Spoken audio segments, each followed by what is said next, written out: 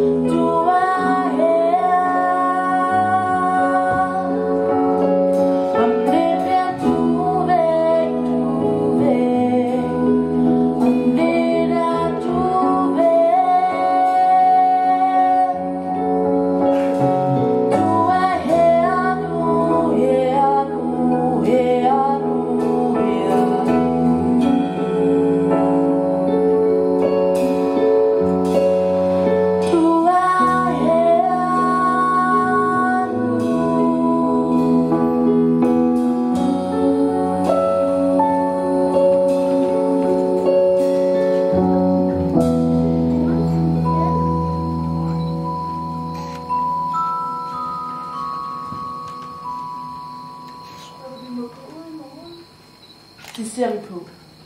Så godt en lille blomst.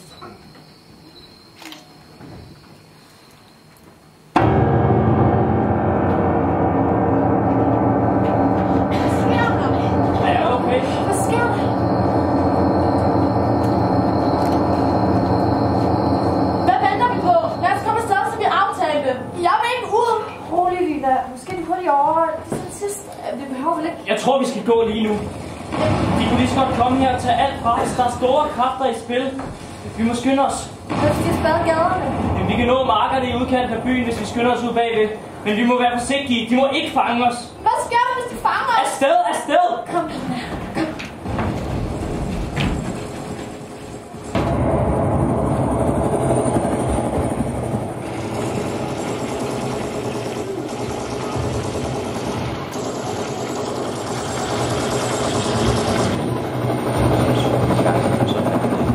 Sender sødlige dufte til min stue, som lagt sang på hvert et hjerteslag på en forårsdag. Der står en busk brand bag ved min vindue, og solen overmandes af den tætte smog. Og magtens mænd spiller deres spil nu. Verden er en gryde uden låg, som nu er i kog. Der står en svovlblomst i min have. Dens kronblade knæver gennem væg og tag. Dens pollen giver mig blister i min mave, og smelter hud og muskler lag for lag. Min by står i blomst i dag.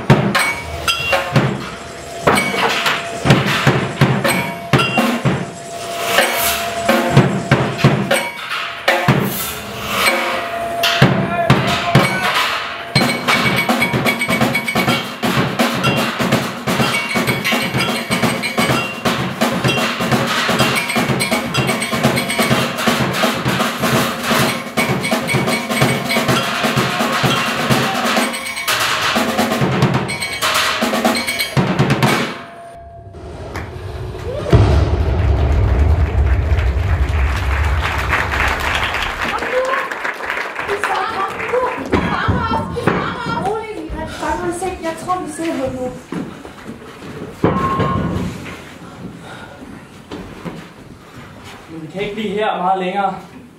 Men kan vi ikke vente lidt her? Mor lige er udmattet, og vi kan måske vente hjem, når faren er væk. Men vi har ikke noget hjem længere. Jeg vil helst blive, men det bliver aldrig sikkert for os her.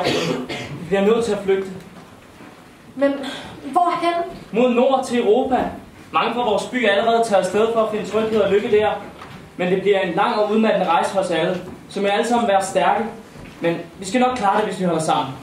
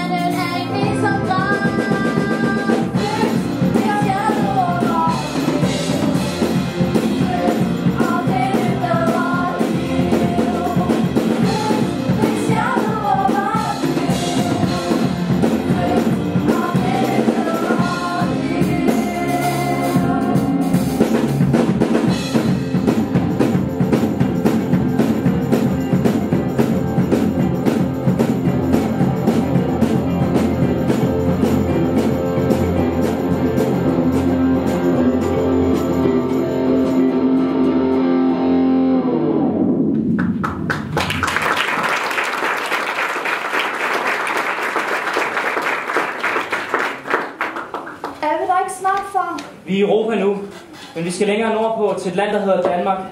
Der er stadig lang vej endnu, så vi må være stærke alle sammen.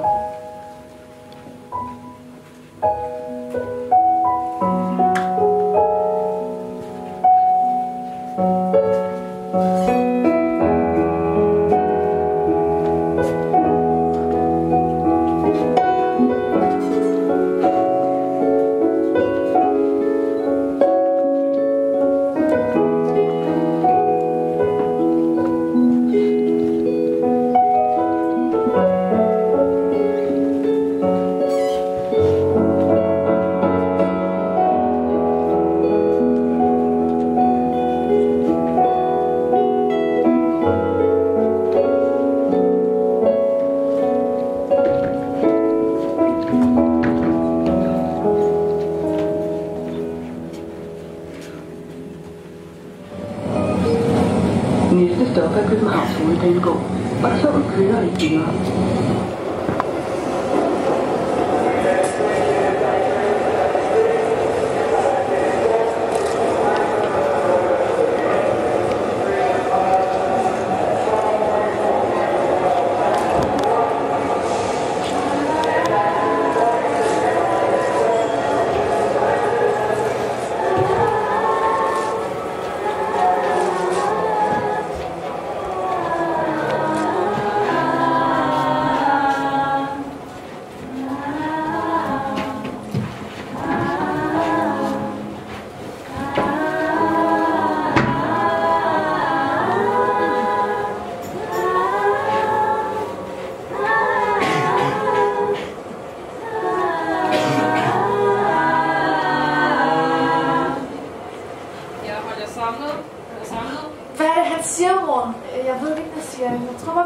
indtil videre. Skal vi vente her meget længere, eller sker der snart noget? Vær tålmodig. Jeg er sikker på, at alle gør, hvad de kan for at hjælpe.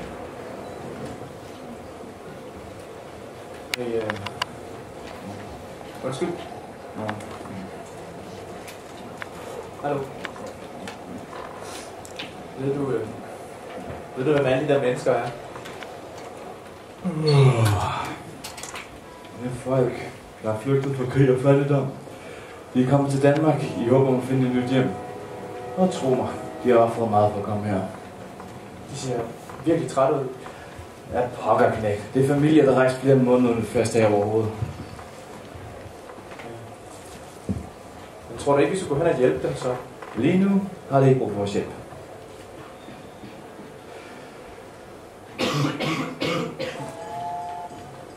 Godt, så hvis I bare følger efter mig. Kom. Efter mig. Ja. Vi skal følge efter betjenten. Kom. Kom. En af gangen, stille og roligt. Ja, tak. Fint.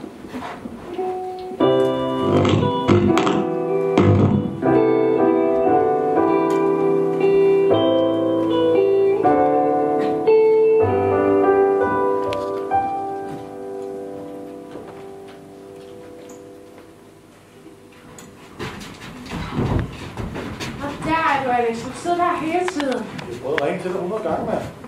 Ja, jeg kommer nu. Jeg sad lige og så en masse flygtninge komme ind med toget.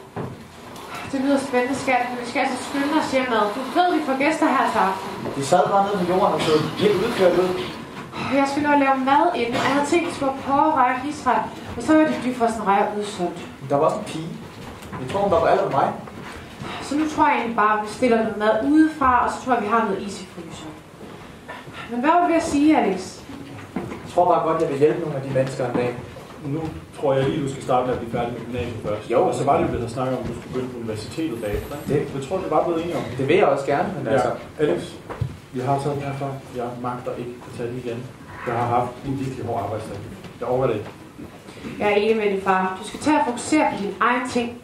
De skal laves ordentligt. Nå, den mad ordner ikke sig selv. Nej.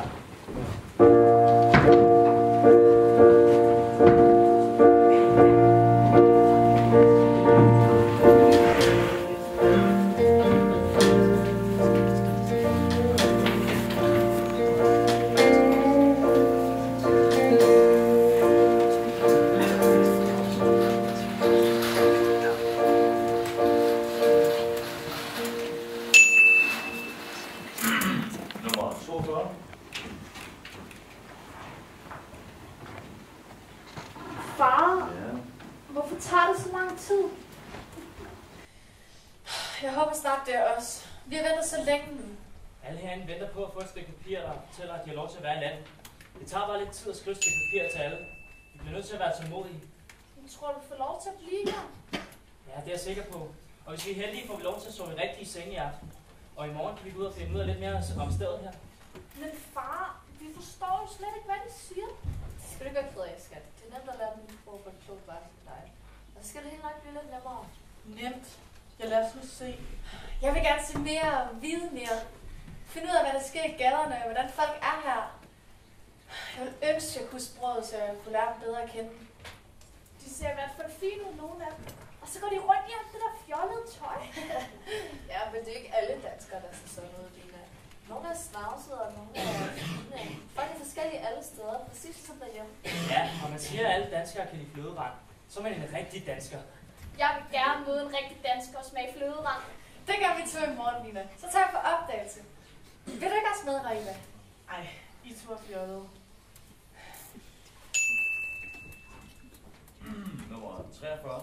Så er det vist også, venner. Kom, vi er næsten i mål.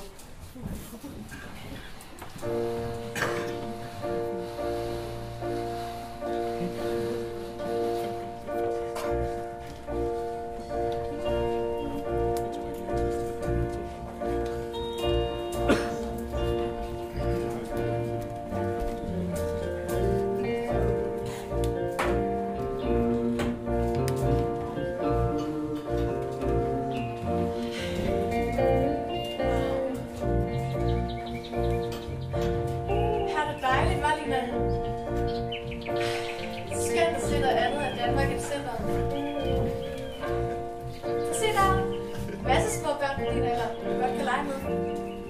Her skal vi nok klare os. Jeg er sikker på. Jeg har aldrig set det her før. Her dufter lidt af blomster, der springer og er til trafik.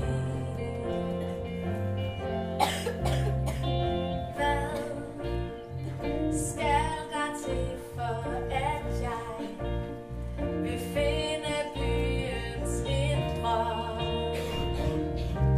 Kan jeg bare sige hej?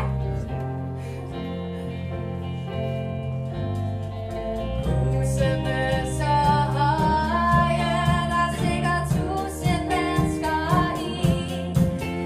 De tårner sig om en mur, som et palads, hvor alle menneskerne bor. Men kan jeg så se, hvad der sker bag de hvide mure? Jeg længes efter det, som jeg kan kalde hjem. I har åbnet dørene for os, så jeg må kunne tro på, at vi kan bryde frygten trods. Mit hjerte er nu fyldt med savn fra barndommens minder. Jeg mærker nostalgi.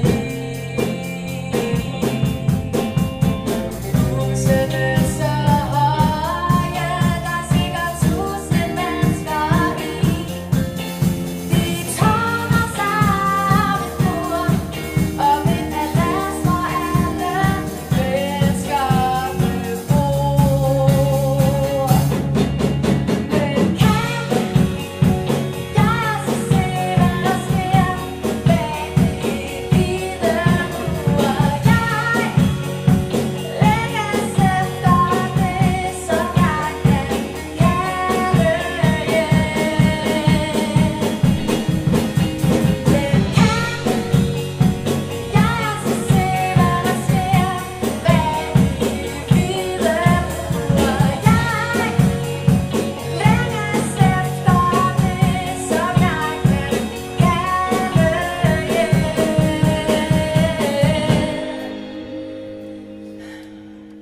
Jeg længes efter det, som jeg kan kalde hjem.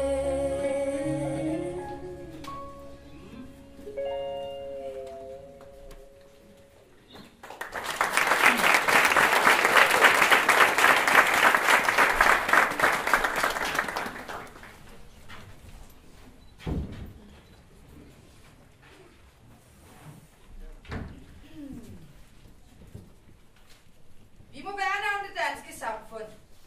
Det er et faktum, at de fleste flygtninge kun vil bringe problemer, fordi de ikke har i sinde at give eller at lære. De hverken kan eller vil tilpasse sig det danske samfund og ender med at underminere de gode danske værdier. Desuden betyder flere flygtninge mindre velfærd til de udsatte danskere som ældre, handicappede og førtidspensionister. Hvad tror du, hun snakker om? Hun virker lidt sur. Jeg ved det ikke. Måske er hun blevet uretfærdigt behandlet eller sådan noget. Far siger, at danskere visker meget med den slags. Kom, lad os bare gå videre. Hvornår tror du, vi lærer at forstå dem omkring og snakke om? Far har allerede meldt os til sprogkursus inde på centret, så skal det hele nok blive meget nemmere. Bare vent og se.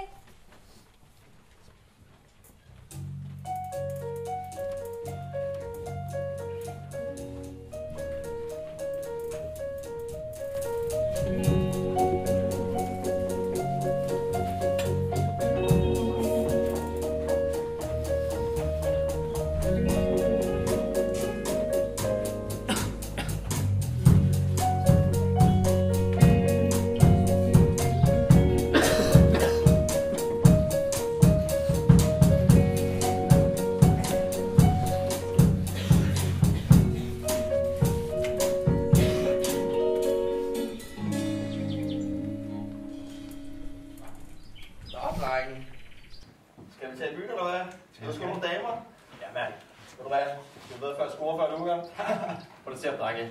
Han ligner en lille svans i den skjorte. Ja, det kaldes modige taber. Det kunne være, du skulle prøve det. Så bliver du måske også et stykke med dig. Hold da kæft. Og hvad så, hvis pigerne på Uli kun være kloge fyre? Så kan I to Det er så flotte.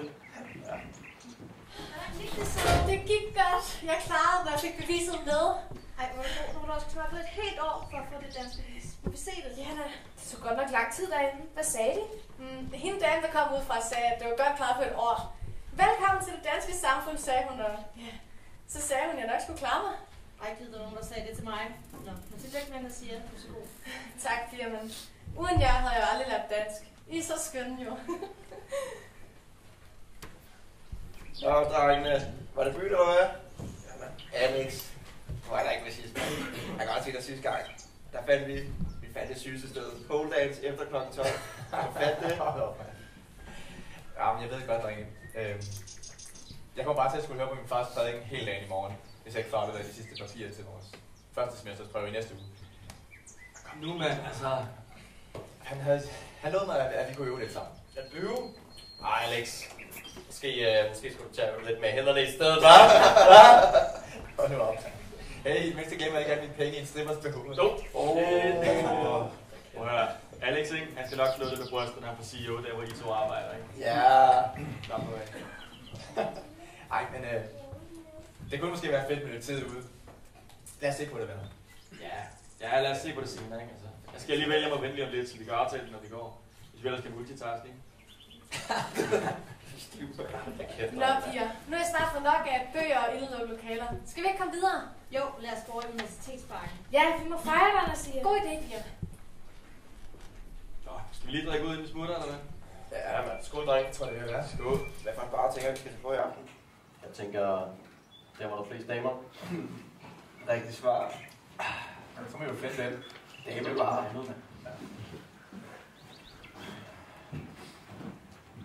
Hvad hedder det? Jeg ved sgu ikke rigtig med i aften. Jamen, jeg har det der min far i morgen og sådan. Hvor Alex? Men de vil så godt have, at jeg fokuserer lidt på de studier og sådan. Hvad skal du med en dame her i stedet for? Hey! Tøser, mand! Hvad så? Hvad laver I? Vores veninde har lige bestået sin danskprøve og søgt bare hjem fra fejlen. Nå, nej. Jeg skulle forestille dig, at du kunne dansk, hva'? Dine perker. Helt problem. Ja, det skulle jeg faktisk. Hvad kaldte du mig? Ja, jeg kaldte dig perker. Kan du fatte det? Så. Hey, slap lige af, mand. Vi smutter nu. Ej, hold op. Nej, mand. Det skulle da lige meget. Jeg kan ikke være her længere. De er alle vejen. Jeg tror ikke, du ved, hvad du taler om. Du er ikke særlig rart at snakke med. Ved du godt det? Kom, piger, værsgo. Prøv her. Hvad siger du til mig, mand? Jeg gider du godt tage dig sammen nu. Alex, du skal bare blande nogen under en slags. Men nu har du lige kæft, ikke? Kom nu her, damer der. Det er lige tager med. Ja, vi ses hjemme hos mig. Ja, det er godt.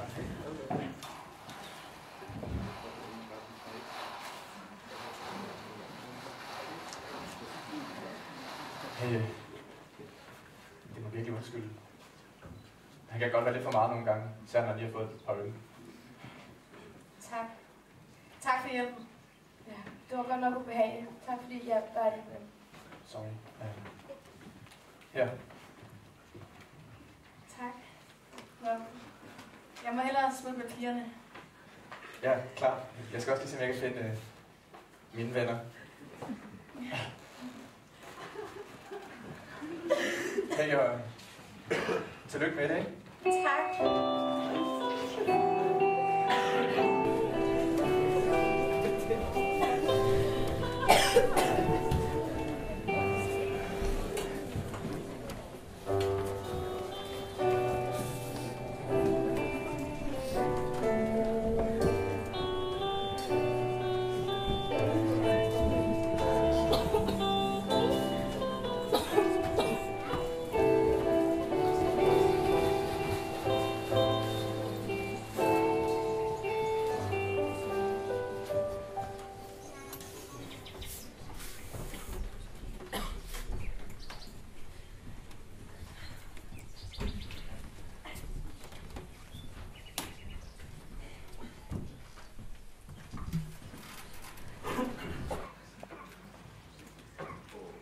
Hey, må jeg ikke sidde her? Jo, værsgo. Tak. Hey, som...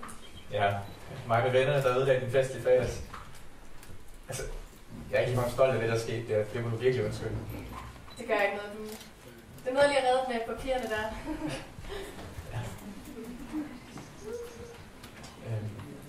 Alex. Hvad siger jeg? Det er virkelig pænt navn. Hvor længe har du boet her i Danmark? Min familie og jeg kom hertil for et års tid siden. Wow. Ja, undskyld. Du taler bare virkelig flot dansk, eller hvad? Kan du lide det sådan? Her. Tja. Du trækker måske lidt på det. Ja, vi er nok heller ikke det mest udadvendte folk, vi danskere egentlig. Nej, ikke altid, men jeg er meget fascineret af den frihed, I har. Friheden til at mene, hvad man vil, og gøre, hvad man vil. Der, hvor jeg kommer fra, bliver man slået ihjel for at mene det forkerte, eller være uenig med de forkerte. Ja, det er skræmmende at tænke på alle de uretfærdigheder, der egentlig finder sted rundt omkring i verden. Ja, jeg er glad for, at vi nåede at flygte. Det er jeg også. Det var måske ikke lyst, men kunne du tænke dig bare at hænge ud sammen? Måske få en kop kaffe eller et eller andet? Det vil jeg gerne. Jeg kan godt blive lidt skør ud af at tilbringe så meget tid med min familie. Jeg kender følelsen. Lad os gå.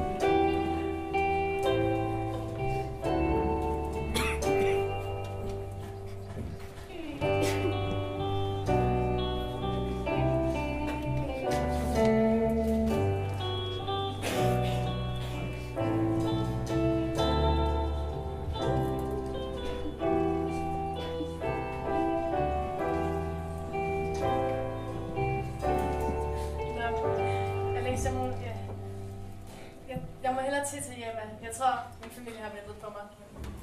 Det har været rigtig hyggeligt. Ja, jeg forstår også godt. Og jeg har virkelig lyttet det samme med dig, der siger. Ses vi igen? Ja. Skal vi ikke? Hvad siger du i parken? Skal vi mødes i parken på søndag? Det kan vi godt. Fedt. Klokken 12? Det lyder fint. Okay. Okay. Vi ses. Hej.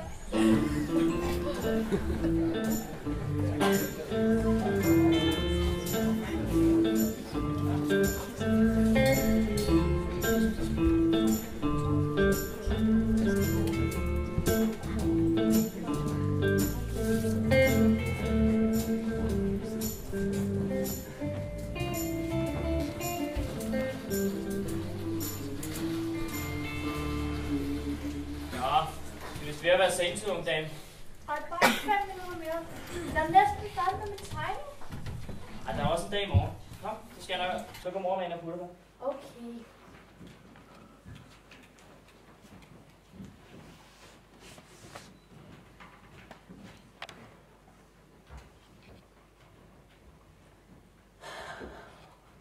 Nå, der er du, der siger. Hvor har du været hele aften? Mor har været ret bekymret for dig. Jeg var bare gå en tur i parken efter skole, og så blev min bus forsinket, og så valgte jeg bare at gå hjem. Det der. Jeg kender dig alt for godt til, at du kan lyve til mig. Hvad mener du? Du har været væk hele aftenen, og jeg kan se det på dig. Har du noget, du gerne vil fortælle mig? Nej, det er ikke noget. Kom nu, Nasir. Du kan fortælle mig alt. Okay, jeg vil bare en fyr, der hedder Alex. Ja, vi begyndte bare at snakke sammen. Han satte sig på en bænk ved siden af nede i parken. Og så snakkede vi. Bare sådan nogle videre? Ja. Det siger han. Jeg har mødt ham en gang før, men vi snakkede ikke rigtigt af det. Han hjalp mig bare med nogle papirer, jeg havde tabt. Han lyder da som en sød fyr. Er han dansker? Ja, og han er virkelig sød. Han er virkelig sød. Snakker om alt muligt, og så synes han, at jeg har et smukt navn. Det er da helt vildt dejligt for dig. Det kan da være, at du går hen og bliver forelsket. Men du skal også huske på, du har ikke kendt ham Alex i særlig lang tid. Det kan være helt forskelligt. Ja, det kan godt være, men jeg synes bare, han virker som noget helt specielt. Ja, det er også dejligt, men han har også boet her hele sit liv, og han kender ingenting til vores historie. Det kan da være lige meget. Du har da ikke noget imod danskere, har du? Nej, selvfølgelig ikke. Jeg vil bare gerne passe på dig. Det er ikke alle danskere, der synes, vi skal blive her for evigt. Se noget vrøvl! Hvis det danske system bliver ved med at være under pres, skal vi aldrig være helt sikre på, hvad der skal ske med os. Vi har fået papir på det hele. Ja, du har ret. Kærlighed ender bare næsten altid, der går under.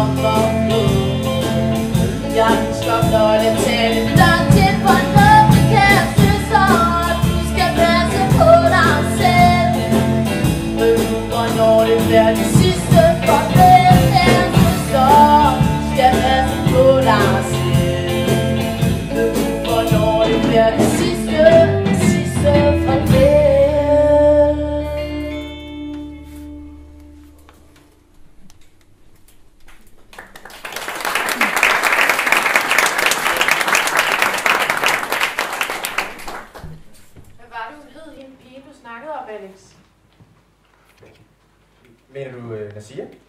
Er det ikke fra studiet? Ja, eller nej, altså, hun er ikke fra uni.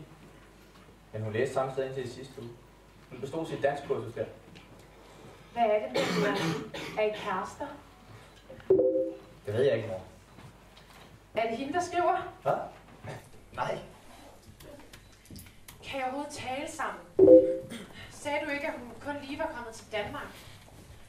Det er svært at vide, om man overhovedet kan lide hinanden efter så kort tid. Sådan var mor, ikke? Selvfølgelig kan jeg lide hende. Jeg kan faktisk... Jeg kan faktisk rigtig godt lide hende, okay? Jeg ved bare ikke lige, hvad det er. Kan man ikke godt have det sådan? Jo, det kan man vel godt. Jeg vil bare ikke have, at du kommer til at gøre noget, som du fortryder. Jeg vil blive så ked af det, hvis du endte i en blindgyde, Alex. Du kan bare gøre så mange ting. Mor, jeg ender ikke i en blindgyde, okay? Og vi taler helt fint sammen. Hun er faktisk rigtig god. Jeg tror selv, I ville mene det. Jamen, hvorfor inviterer du hende så ikke over en dag? Det må vi se, om hun får lyst til, far, når hun hører her. Jamen, så må vi bestille og opføre os penge, hvad skat. Så det godt, vi kan det. Jo, men hvis vi ikke kan forstå, hvad hun siger, må vi jo godt drille hende lidt. Og ellers så holder den ikke længe her i familien. Hold op. Men jeg vil være stolt af jer to, hvis vi kunne opføre jer ordentligt. Bare den dag i hvert fald. Alex, det er dejligt, du har fundet en, du er glad for. Men vi stopper altså aldrig med at bekymre os om dig. Bare så du ved det. Det ved jeg godt, mor.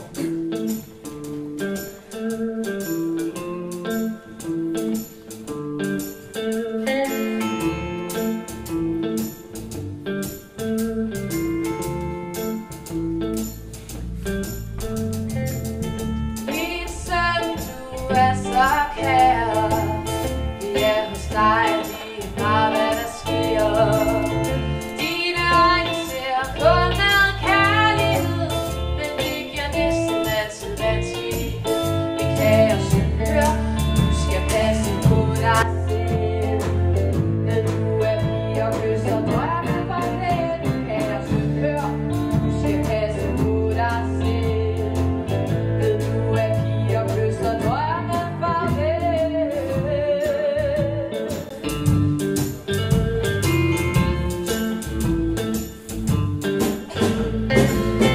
Selv du vil opleve smerte, kun du kan finde vej til dit hjerte.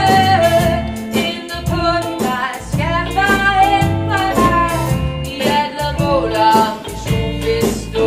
Pas på for verden, den kan være kæmpe stor, men du kan finde tryghed i vores for verden, den kan være kæmpe stor, men du kan finde tryghed her hos mor. Min kære søn, hør, du skal passe på dig selv, ved du er pige og kysser drømme farvel. Min kære søn, hør, du skal passe på dig selv, ved du er pige og kysser drømme farvel.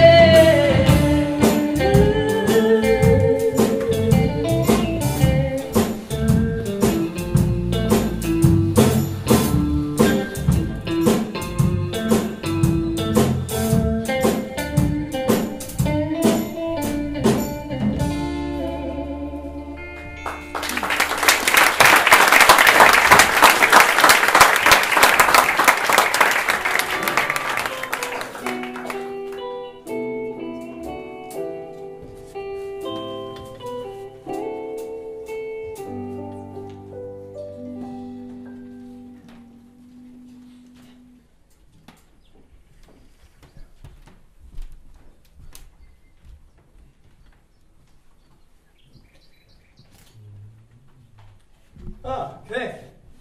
Hey. Hvad sad du og venter på? Jeg har ikke tid til at gå. Jo. Jeg skal faktisk mødes med en pige. Nå da. Ja. Hun hedder Nasia. Og hun har flyttet her til sammen med sin familie for et år siden. Så hun har en masse spændende historier at fortælle. Og så er hun sød. Og så Jeg har altid fundet, at skønhed er et kortvarigt tyranni. Men spændende historier, de havner os alle.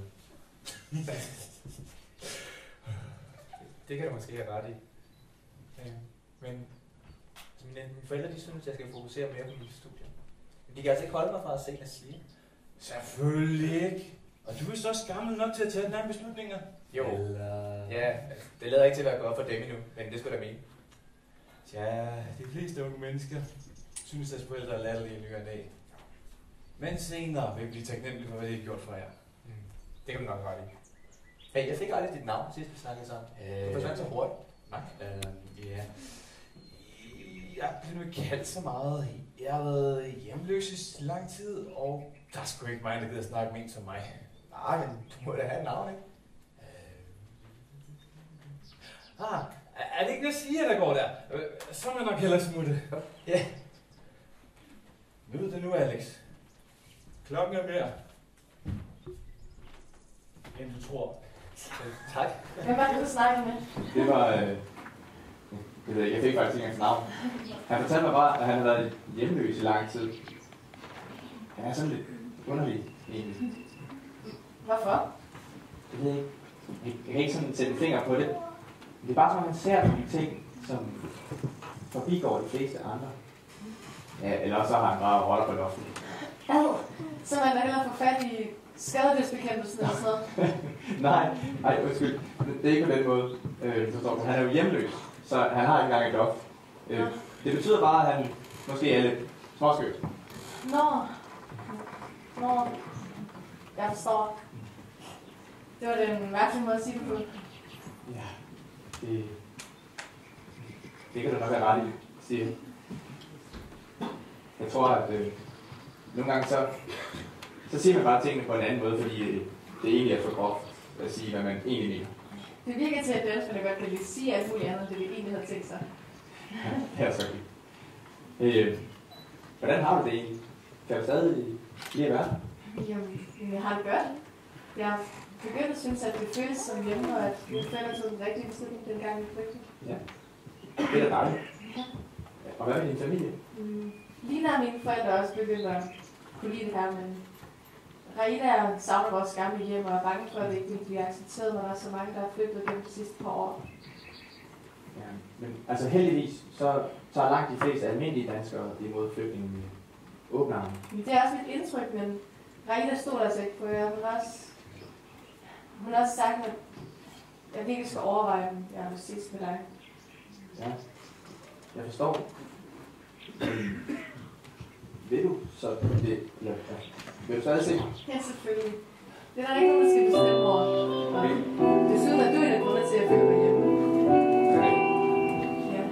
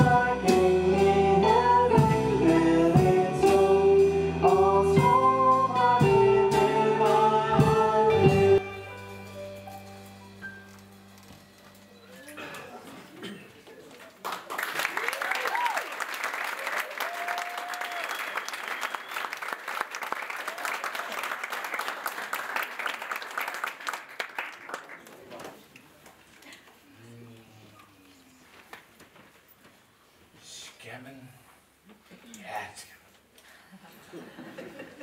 Nej, det går sgu ikke.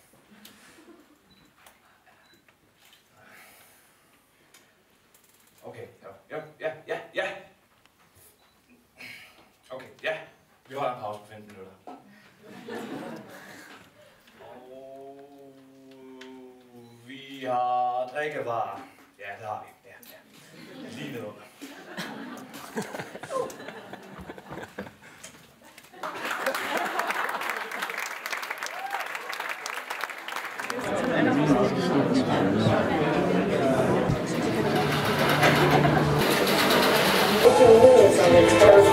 A suspected donor, 5 to 13-year-old with an Arabic appearance. In Denmark this morning, the suspect accused of a horrific shooting spree there is dead. Police is Denmark has been hit by a very serious act of violence tonight. We feel certain now that it is a politically motivated attack and thereby it is a terrorist attack.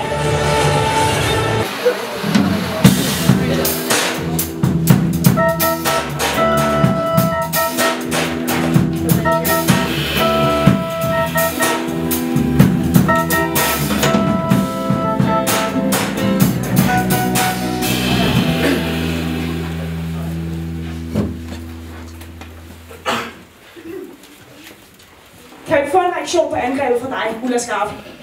Lad mig sige til jer alle. Der sker ting i vores land, vi ikke længere kan ignorere. Terror af den kaliber i vores egen hovedstad. Vi ser mere utryghed globalt, og landene oplever et større pres. Der er politisk usikkerhed landene imellem, og det internationale samarbejde er næsten ikke eksisterende i forhold til flygtningestrømmene. Og det er fordi ingen tør gøre noget konkret. Se blot på vores egen regering, med nuværende indstilling aldrig kan finde nogen egentlig handleplan. Siger du, at det danske folketing ikke ved, hvad de skal gøre? Mange politikere kan ikke finde ståsted i konflikten, fordi det parti, de tager, ikke indeholder nogen egentlig løsning. Kun en udskydning af problemet. Og løsningen er ikke at blive ved med at forsørge. Nej, det vil få alvorlige konsekvenser, hvis vi ikke går op med den egentlige trussel. Den terror, der følger flygtningestrømmen op igennem Europa, og som uundgåeligt også ender her i Danmark. En strøm, som vi i dag har set i dens konsekvens. Frygt, rædsel og terror. Det mener jeg er alvorligt tjusket fra danske politikers side, og det har konsekvenser for alle danskere her i dag. Hvordan kan vi være sikre på, at flygtninge ikke er terrorister? Nu er det heldigvis langt fra alle flygtninge, som udgør en trussel for de samfund, de bevæger sig ind i. Men strømmen af flygtninge er så massiv, at den uundgåeligt vil bringe fundamentalister. Terrorkatastrofen, som har berørt os alle her i dag, mener vi i partiet har været uundgåelig. Vi må lære af den og indse, at der simpelthen ikke er plads til flere. Hvad er jeres partis egentlige løsning på problemer så? Vi mener, det er på høje tid med en revurdering af den seneste tids asyltilladelser. Nu må I undskylde mig, der bliver ikke flere kommentarer. Det var alt for Ulla. Hey. Hvad sker der lige for, at Ulla Skarp er blevet så populær? Før der er folk aldrig kunne lide hende, og nu er hun nærmest som en statsministerkandidat. Frygt og utryghed kan folk til at stime sammen som fisk. Og en ting, hvor man siger om Ulla, hun har en plan. Hvad der før blev set som offensiv, radikal politik, er nu med de helt samme ord forvandlet til en tryghedsskabende plan. Men vil det slet ikke hjælpe andre end sig selv? Desværre har de fleste folk så travlt med at hjælpe dem selv, at de ofte glemmer, at man kan hjælpe andre. Ja. Hvad kommer så til at ske nu? Det ved jeg ikke, Alex. Mange politikere, ligesom Ulla, påstår, at de kan se ud i fremtiden og har svar på alle problemer. Den eneste ting, jeg ved med sikkerhed, er, at i fremtiden vil du få en chance for at hjælpe flygtningen. Spørgsmålet er bare, hvad er du villig til at ofre? Okay.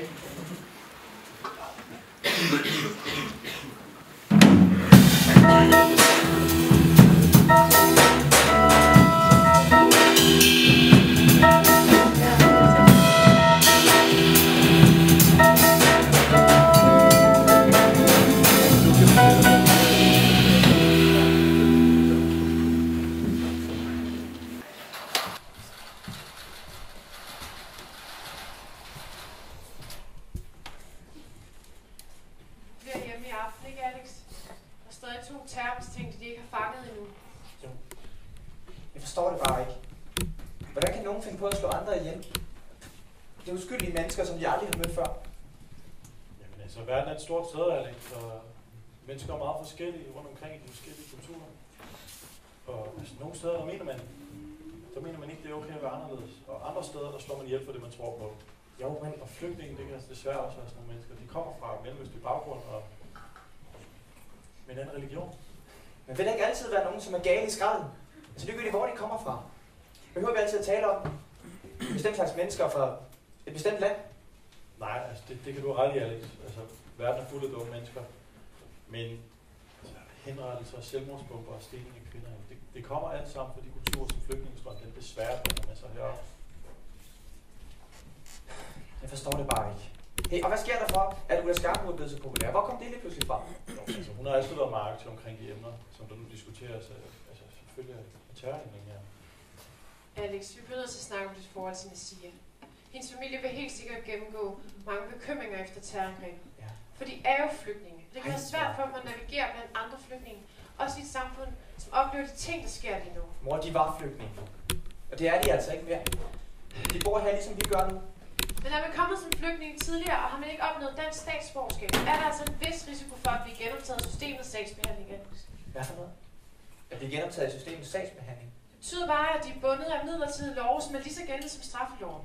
Men lov kan selvfølgelig ændre sig, og flygtningeproblematikken er et område, der bliver diskuteret meget. Hvor vil du hen med det? Jeg mener bare, at du bør overveje, hvor svært det kan blive for dig, når så Nasia holder sammen. Det er svært at være to forskellige steder i et samfund, Alex. Vi ønsker bare at passe på dig. Det kan komme til at gøre ondt på begge os, som ikke ønsker det. Men mor, hvorfor skal det altid handle om, at vi kommer fra forskellige steder?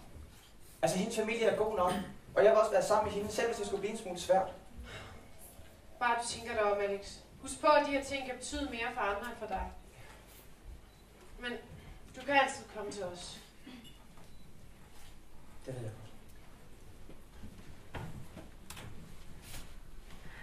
Terrorangrebet i København sidste uge har sat sit mærke i danskernes bevidsthed.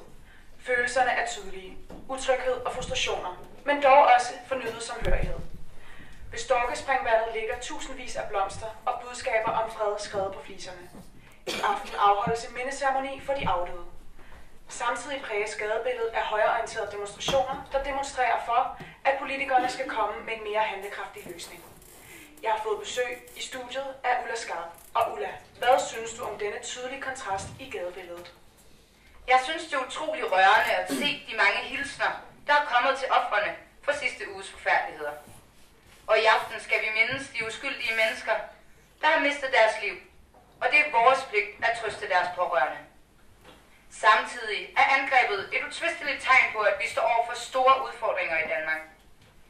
Demonstrationerne her i København er et tydeligt tegn på, at folket vil have trygheden tilbage. Derfor kan vi altså ikke blive ved med at lukke flygtninge ind i landet.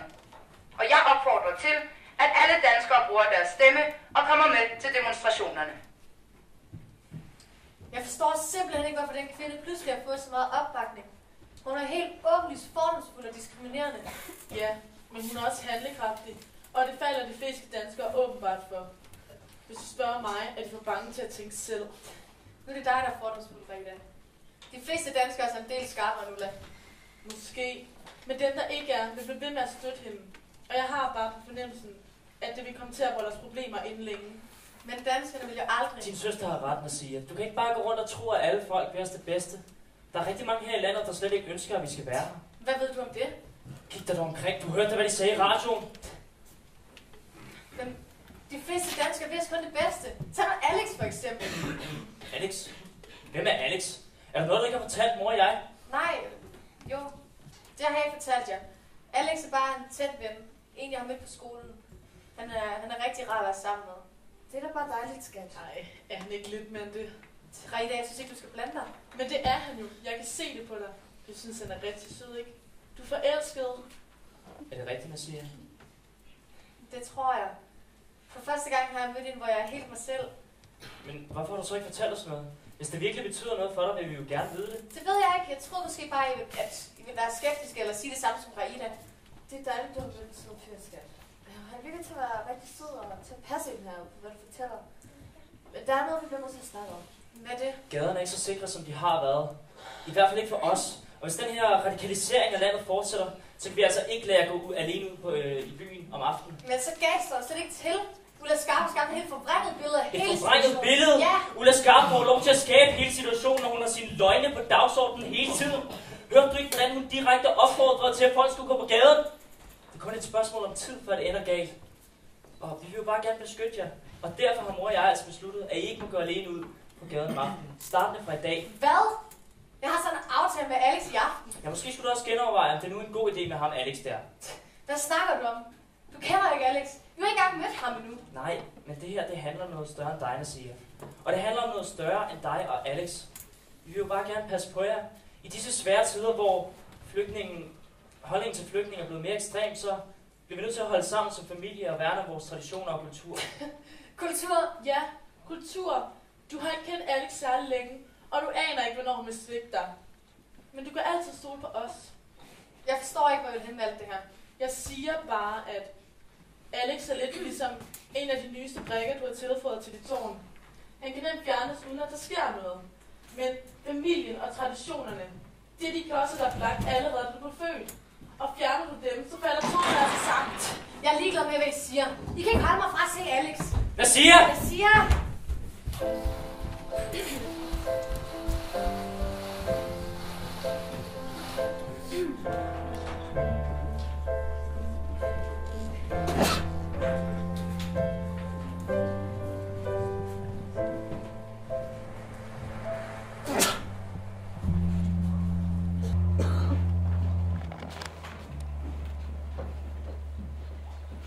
Alex, var jeg glad for at se dig.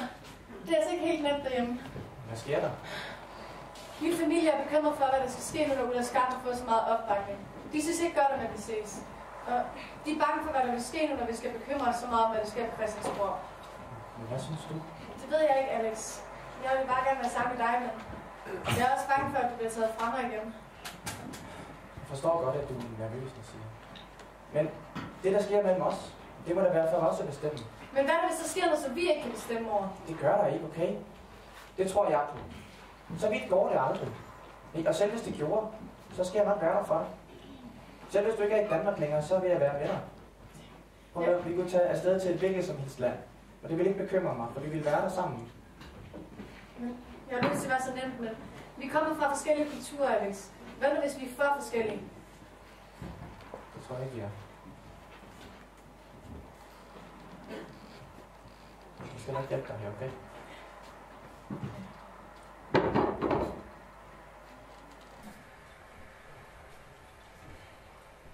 Jeg ved det ikke, Alex. Det er svært ikke at være bekymret.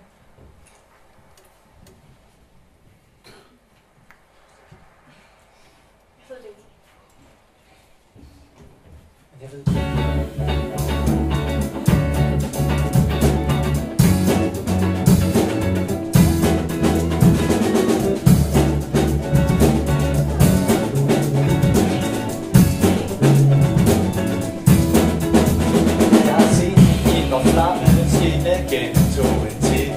Jeg har aldrig set dig stråle som i dette øjeblik.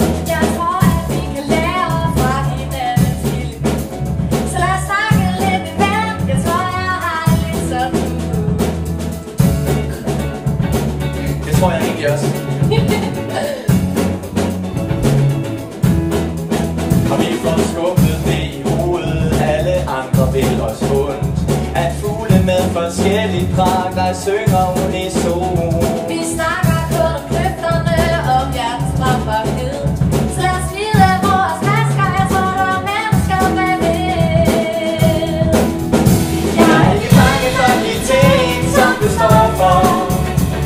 Vort liv er let og hårdt, når vi forstår. For frie fugle kender intet hegn, og grænser os med kigt. Og under de ting er hjertet så fint.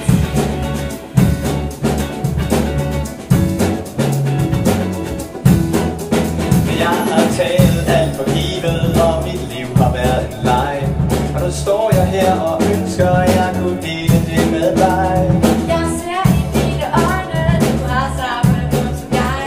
Og hvad du vil kærligheden, uden at være midt i vej.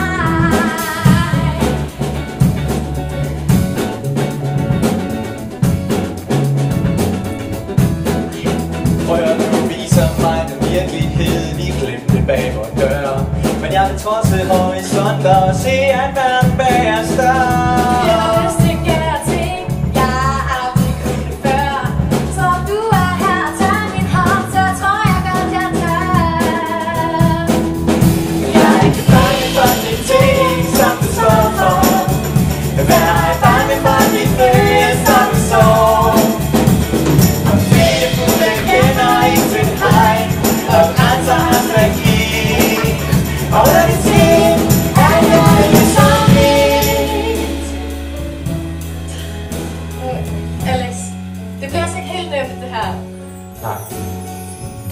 ikke bede dig.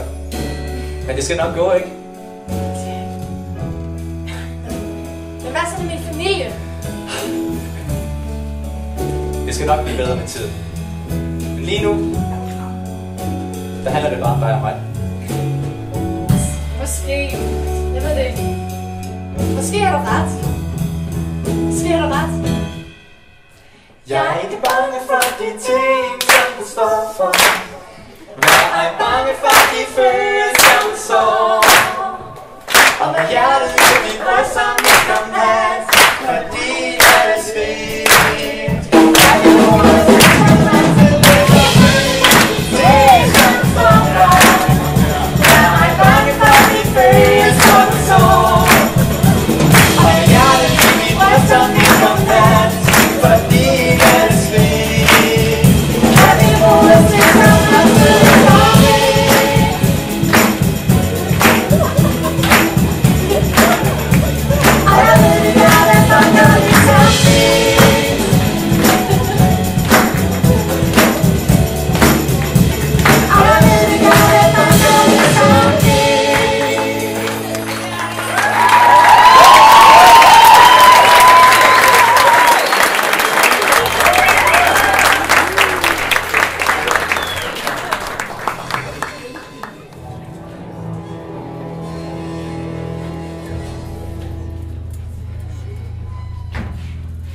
Forstår I? Med den opbakning kan vi gøre det, vi har ventet så lang tid imod. Ja, når tingene er faldet på plads, så vil Danmark aldrig lægge den tryghed fra sig igen. Så nu er jeg nødt til at påminde om, at lovforslaget lige skal vedtages først, ikke sandt, Ulla? Jo. Det bliver en skam også. Næsten hele højrefløjen af de nationalistiske partier står bag os. Ja, de vil jo gerne stemme til næste valg. Så de kan ikke andet end at stemme ja til hasteforslaget. Og så kan vi begynde at sætte folk hjem. Nemlig. Kun de bedst integrerede og økonomisk stærke får lov til at blive. Og når tingene er faldet på plads, går vi i gang med implementeringsfasen. Ja, vi må handle straks. Vælgerne vil se tydelige og hurtige resultater, hvis de skal sætte deres kursus også igen. De vil altså allerede begynde at sende flygtninge hjem fra i morgen af. Ja, naturligvis. Det er jo lovligt, så snart loven er vedtaget. Men altså på så kort tid vil det jo være næsten umuligt at bedømme, hvem der har ret til at blive og hvem der vil hjemsendes. Ikke sandt, Ulla? Det kan du have ret i, Ja. Men, vi har jo listerne over de asylansøgere, der er ankommet til Danmark inden for de sidste 5 år. Så kan vi simpelthen bare sende dem hjem i den samme rækkefølge, som de ankom i. Men hvad skal du så sige til pressen? Så siger du, min fine ven, siger simpelthen bare, at de hjemsendte er valgt på baggrund af for lav social kapital, og de derfor er til skade for Danmark. Så længe det er os, der skaber trygheden her i Danmark, så vil ingen kunne huske, om revolutionen er sket med blod eller med blik.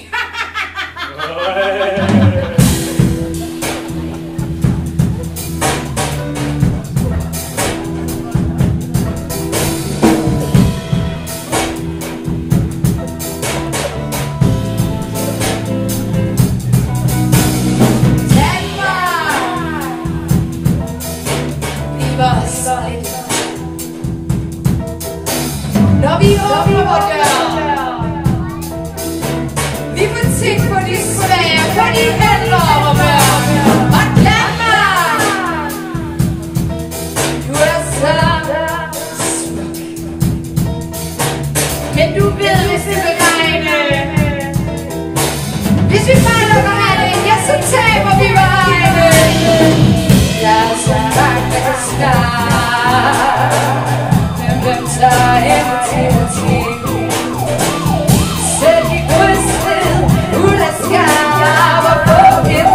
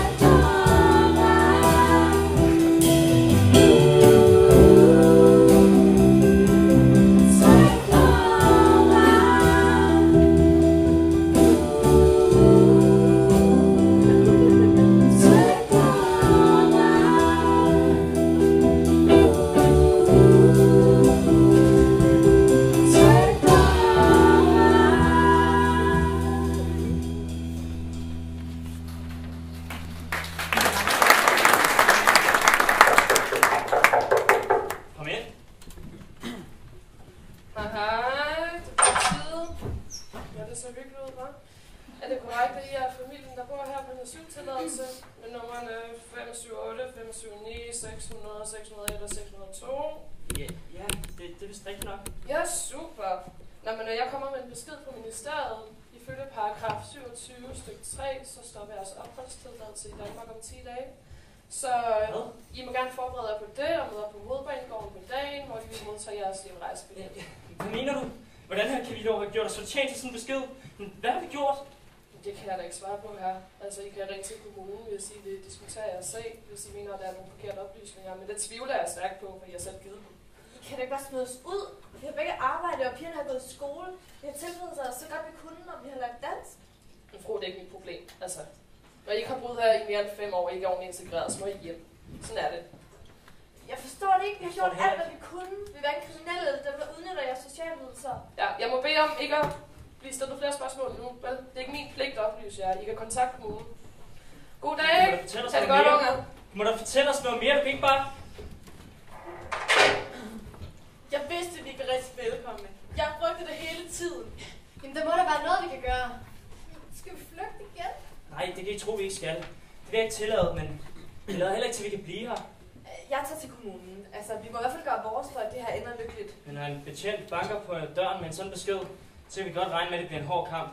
Især når det bare er os 5 mod et helt system. Vi må snakke om det senere. Far og jeg tager til kommunen, og vi tager Lina med. Kom I bliver her, piger. Ja. Nu skal os. Nå, Grete, jeg går. Vi ses i aften.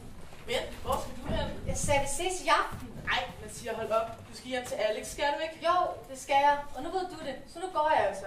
Men, så bliver du også nødt til at fortælle ham, hvad der foregår. Du skal ikke bestemme over mig. Jeg er træt af at høre ministeriets lov. Jeg er træt af at høre om systemet. Træt af, at der er altså problemer her. Hos Alex er det lige til, og det har jeg brug for. Jeg er ked af, at det er så svært mellem os for tiden, men jeg bekymrer mig bare om dig. Jeg elsker dig, og jeg ved dig kun det bedste. Men du bliver også nødt til at vide, at det er et forfærdeligt problem, vi står overfor nu. Og hvis du er sammen med Alex nu, så går det altså ikke væk. Så du bliver nødt til at fortælle ham det. Sådan er det bare. Jeg ved ikke, hvad jeg skal gøre. Skal vi virkelig flygte igen, Rene? Jeg ved det ikke, men hvis vi skal, så bliver det svært for jer at være sammen. Jamen, det gør det. Hvad tænker du? Det ved jeg ikke. Jeg ved ikke, hvordan jeg skal sige det til Alex. Jeg er bange for, hvad der vil ske. Jeg vil virkelig gerne være sammen med ham. Jeg forstår det godt.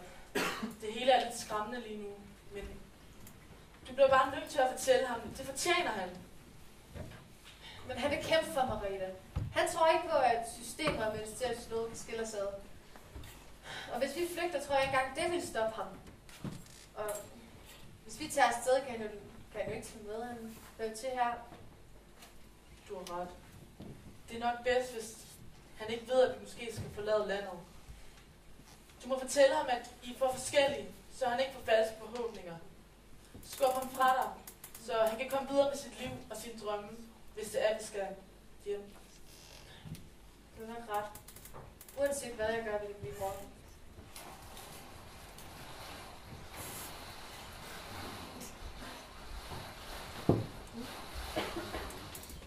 Alex? Hey. Du sagde, jeg skulle skynde mig hernede. Ja. Vi bliver nødt til at snakke. Jeg ved ikke helt, hvordan jeg skal sige det her. Er der noget galt? Vi bliver nødt til at stoppe med at se hinanden. Hvad? Hvorfor siger du det? Vi er bare for forskellige, Alex. Det bliver du nødt til at forstå. Det er nok bedst, vi stopper, inden en af os bliver såret. Ja. Hvorfor skulle vi dog sove hinanden? Hvad siger, hvor kommer alt det her fra? Jeg har bare haft tid til at tænke over det. Nej, du har haft tid til at snakke med din familie, har du ikke? Er det dem, der har forbudt dig at se mig? Nej, Alex. Det er mit eget valg. Jeg er gang med det, der er bedst for os. Jeg vil ikke såre dig. Men vi kan da finde ud af det her sammen. Hvis bare du bliver hos mig. Det går ikke, Alex. Det er nok bedst, hvis jeg går nu. Du kan da mindst give mig en ordentlig forklaring, siger jeg. Der det kan løbe fra det hele. Der er ikke mere at forklare, Alex. Hvad sker der? Hvad er det noget, din familie har lært dig? At man skal flygte, så snart det bliver en smule farligt. Hold kæft, hvor er det frækt, det der, mand!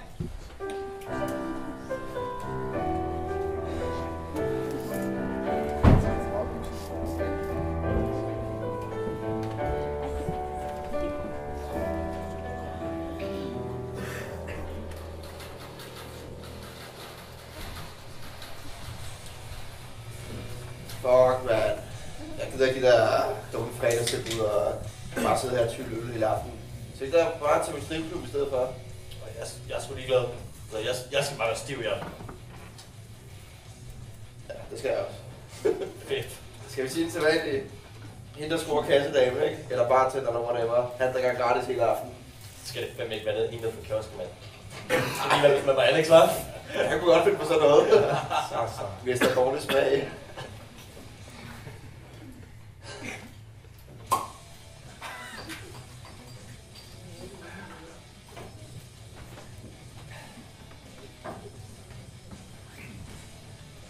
Hvad så? Altså jo, vi kan da godt tage lidt ud, men altså, så længe jeg ikke skal danse, så er jeg ikke ligeglad. Når en dame danser, så er det bare bedre. Så det bliver Alex, mand. Hvad med dig? Gamle svinger? Ja, nu er det. Ja. Klar. Det går meget fedt, når jeg kommer lidt ud egentlig. Men hey Alex, ser du stadig helt der siger det? Nej, vi ses ikke mere. Det er sgu da fedt. Hvis du ikke sammen med helt perker der mere, så skal vi ud og score. Du kan nemlig se. Skål. Vi er nødt til at tale ordentligt om det. Perker. Bare fordi man ikke er fra Danmark, så er man jo ikke bare en perker. Ja, men altså, hvad er hun jo skrevet for dig? Kan du så ikke være ligeglad? Jo, det kunne jeg måske godt. Ja, hallo mand. Det skal sgu da nok gå. Skål på det, ikke? Hvorfor ses I ikke mere? Jeg ved det ikke. En dag kom hun bare og sagde til mig, at vi var for forskellige. Jeg forstår det ikke rigtigt, men hun har nok fundet sådan noget andet, hun hellere vil. Det var mærkeligt, altså. Sagde du ikke, I var ret tætte? Jo, det var vi også. Jamen, jeg ved det ikke, Niklas. Vi ses nok bare ikke mere. Du sagde slet ikke noget? Hun sagde bare, at vi hellere måtte stoppe, sådan, inden en af os blev såret. Nej, man bliver jo ikke såret af at være sammen. Vilas, jeg ved, du har købt folk, mand. Prøv at høre.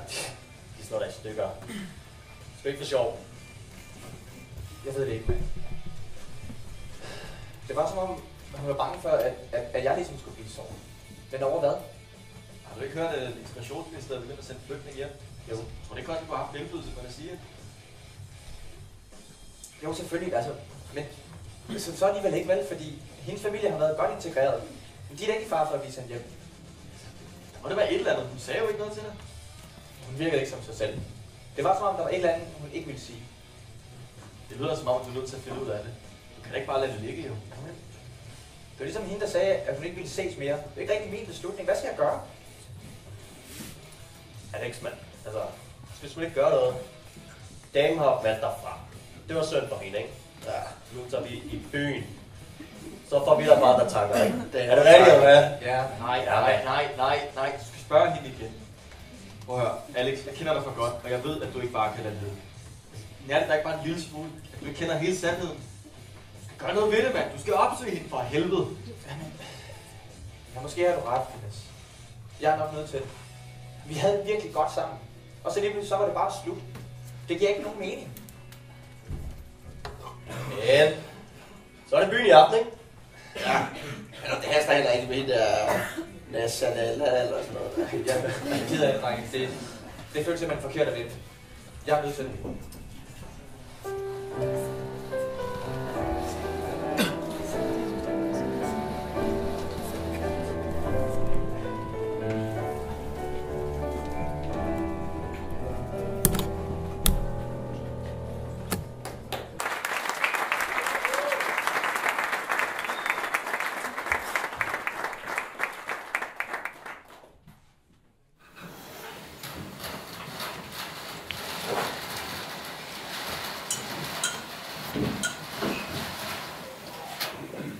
Far, hvad sker der med os nu?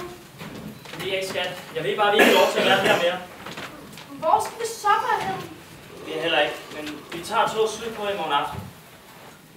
Jeg vil altså hellere blive her. Jeg ved det godt, Lina. Jeg vil også hellere blive her. Men vi bliver nødt til at rejse i morgen. Ja, det bliver en lang dag fra os alle, så vi må hellere komme i seng. Vil du så læse en godnathistorie for mig? Ja, det skal jeg nok. Kom.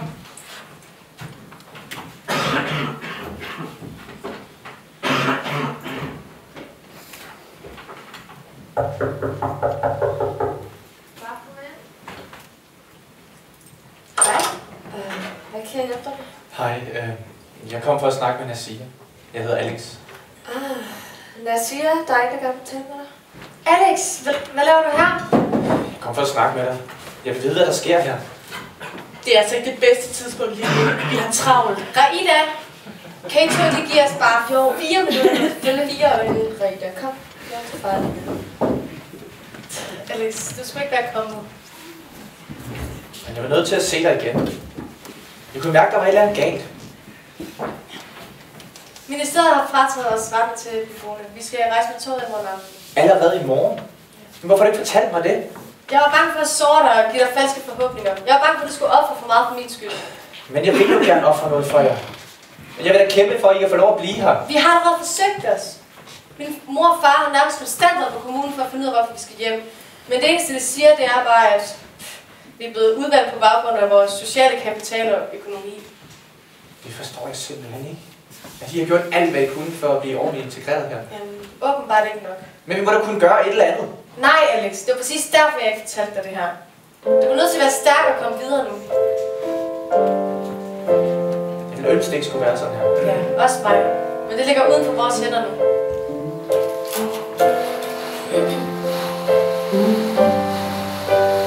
Prøv mig en sidste gang, før vor fremtid syner hen. Før du tager det sidste skridt ud af min dør. Jeg ved, at du ikke vil, men du må gøre, hvad der skal til. Og du må være stærkere end før.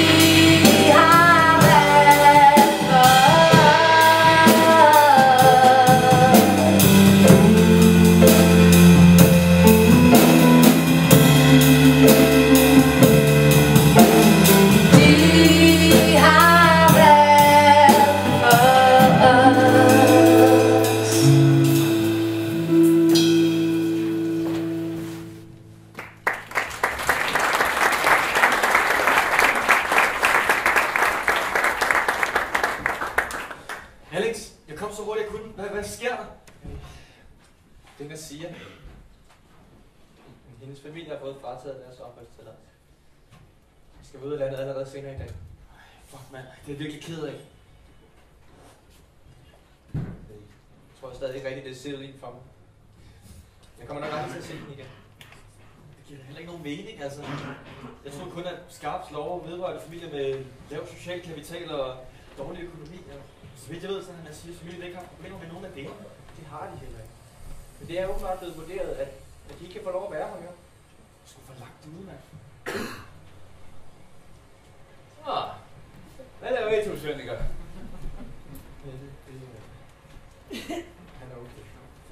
Du er glad med? Kærestesorg. Kærestesorg. klassiker. Jeg siger, Skarps nye stramninger har købt hende og familien en billet på toget sydpå. Så pludselig? Ja, vi skal være ude af landet allerede i dag. Jeg havde godt hørt, at Ulla langt ud efter folk med opholdstilladelse. Men jeg siger, det så jeg sgu ikke komme. Det giver heller ikke nogen mening jo. Altså, Sevilla er godt integreret, de har aldrig før haft det med deres opholdstilladelse. Bare ønske, det ikke skulle være endt sådan her mellem os. Jeg følte virkelig, at vi havde noget specielt sammen. Det kan jeg godt se. Der har et eller andet mistænkeligt ved det hele, er der ikke? Også bare fordi det hele pludselig gik så hurtigt. Ja. Det hele er gået lidt for hurtigt.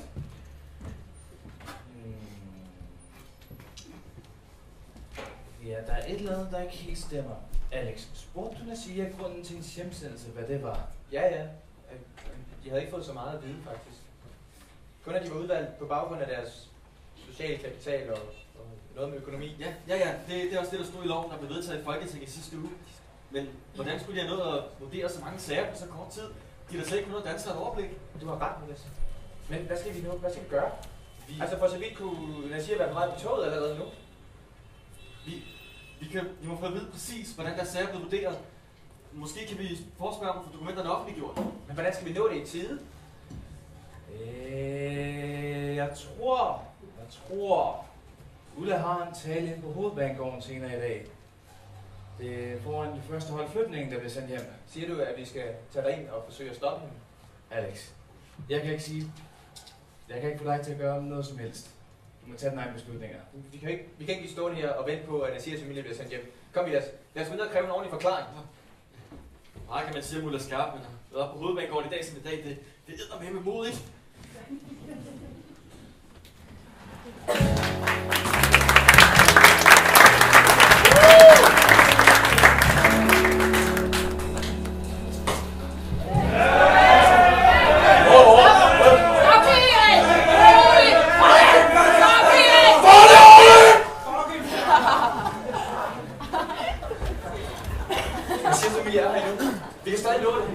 Hvor er Ulla Skarp hen? Nasia! Alex, hvad sker der? Vi er kommet for at stoppe Ulla Skarp. Hold da orden, det der er ikke en demonstration. Skarp er de politikere, der så siger sin mening.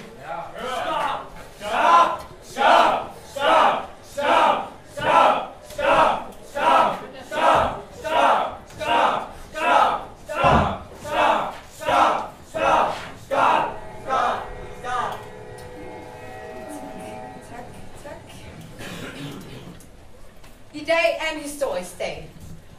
For at trykke Danmark nu og i fremtiden. Jeg møder dagen med et tungt hjerte for de familier, der desværre ikke kan blive i Danmark. Men vi bliver nødt til at tænke på vores egne, de gode danske værdier. I dag er første skridt i retning mod en mere trygt Danmark. Kan du svare på, hvorfor I sender velintegrerede familier hjem? Selvfølgelig kan jeg det. Ja. Jeg kan uden tøven sige, at det har vi aldrig gjort. De flygtninge, som i dag bliver sendt hjem, bliver ikke straffet for noget. Nej, tværtimod. De bliver hjulpet på vej. På vej imod deres hjem. Og det er noget, som alle mennesker ønsker. At føle sig hjemme. Siger det gerne igen. Det er bedst for os og dem. Mange sender dem tilbage til de krigsramte områder, som de har risikeret alt for at flygte fra. Men det er ikke deres hjem længere. De bor her nu, ligesom vi gør. Vi ved, at de mellemøstlige og afrikanske lande arbejder sammen med Europa for at rette op på den globale konflikt. Det er det, vi handler ud fra. Det er vores håb for menneskeheden, at vi sammen bliver bedre. Det er ikke noget, du bliver ved med at snakke udenom. Svar os nu. Hvordan har I formået at lave en ordentlig vurdering af de hjemsendte sociale kapital og økonomi på en sølle uge? Ja, vi har vurderet, at de familier, der i dag sendes sydpå, er dårligst integreret. Det er derfor netop de sendes hjem. Det er sådan, det må være. Findes der dokumenter, hvor man kan se flygtningernes sager behandlet? Ministeriet udarbejder hele tiden dokumenterne, og ja, de vil blive tilgængelige. Så det er det ikke endnu. Hvordan kan vi så vide, ikke bare sende tilfældige familier hjem? Jeg kan forsikre jer om, at vi fratager opholdstilladelsen hos de familier, der er dårligst integreret.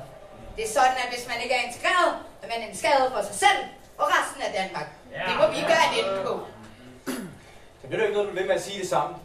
De Giv os nu et ordentligt svar, bliver skarpt. Forklar, hvad der rigtig sker. Ja, der bliver ikke tid til mere, og vi skal også videre. Mød om at forholde jer ro. Hvad siger jeg? Hey! Hold jer roligt! I vil blive anklaget for demonstrativ opførsel, hvis I ikke stopper lige nu. I forstår ikke. I skal med toget. En oprigtig god familie bliver sendt hjem, hvis Ulla Skarp får lov at gøre det her. Fint, men slap af. Det har jeg advaret. Hvad siger jeg? Alex! Vi bare starter med jer. Det gør altså, vi gør det. Du er nødt til at sige ordentligt farvel til hende. Lad mig nu komme igennem. Lad mig komme igennem! Alex! Alex, pas nu på dig selv, de lytter ikke til dig!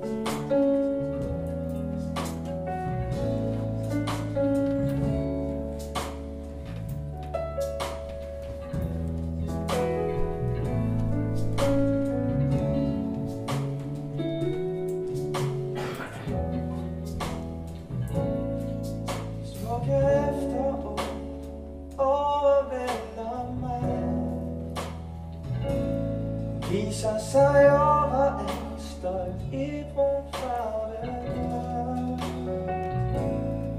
Og skønt jeg trækker vejret, kan jeg ikke få lov.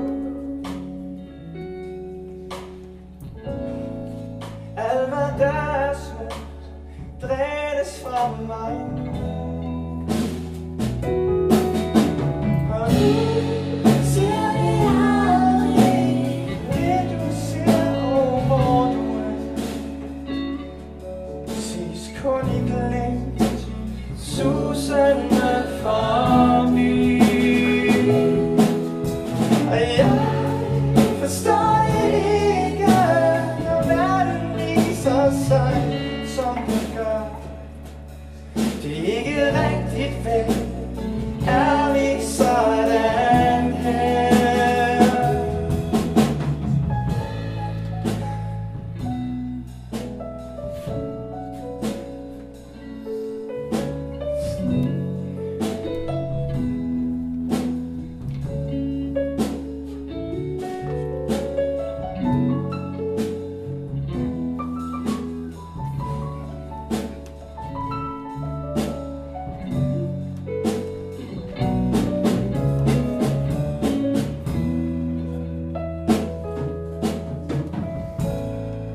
Jeg er som trækroner, der visner, når min sol går bort. Jeg trækker dig tilbage til de varme lande. Og mens jeg falder i min sang, er der ingen skud. Ingen blomster springer.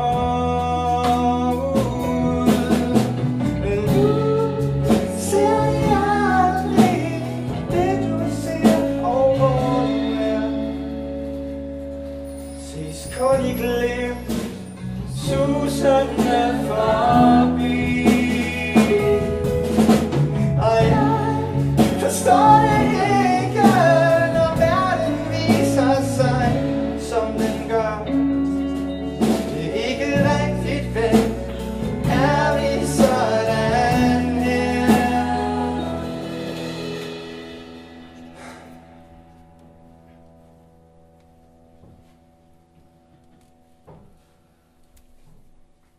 Så hvis der er en Gud, så lad jorden kredse baglæns. Så solen drager tilbage. Hvis der er en Gud, så lad jorden kredse baglæns. Så solen drager tilbage. Der er en Gud, så lad jorden kredse baglæns. Så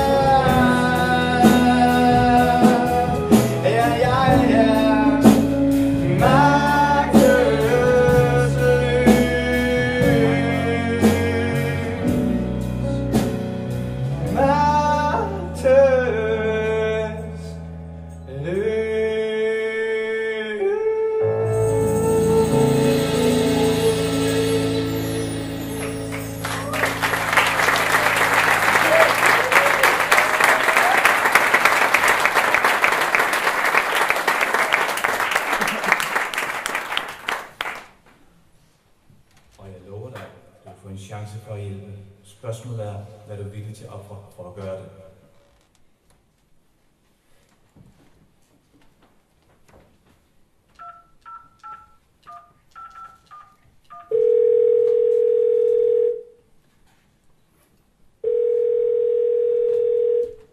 Hej, det er Vilas. Hey mand. Jeg tænkte på, om du havde lyst til at stikke næsen lidt dybere i fra jurabøger. Ja, det skulle jeg mene. Hvad tænker du da? Det kan jeg forklare om lidt. Kan jeg ikke komme forbi? Jo, selvfølgelig, mand. Fedt. Vi ses.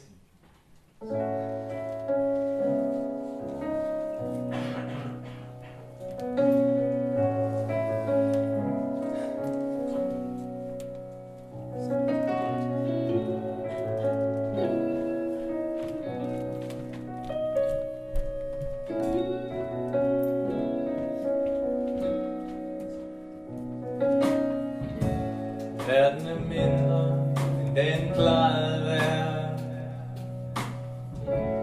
Jeg kan se det tydeligt nu. Så jeg må se på, hvad jeg selv kan gøre, for at prøve at gøre den større. Der er ting, som jeg må ofre. Jeg kan se det tydeligt nu. Hvad vi har gjort, hvad vi har mistet, det vi ikke vidste.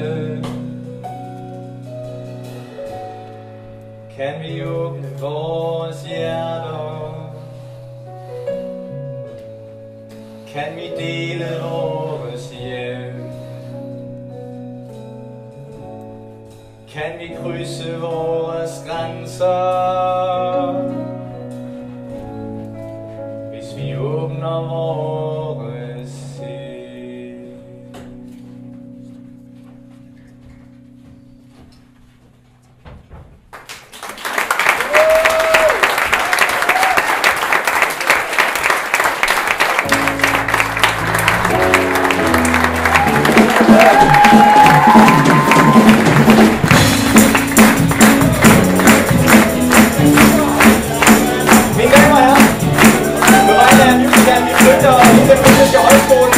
Det vil jeg godt sige fra hjertet.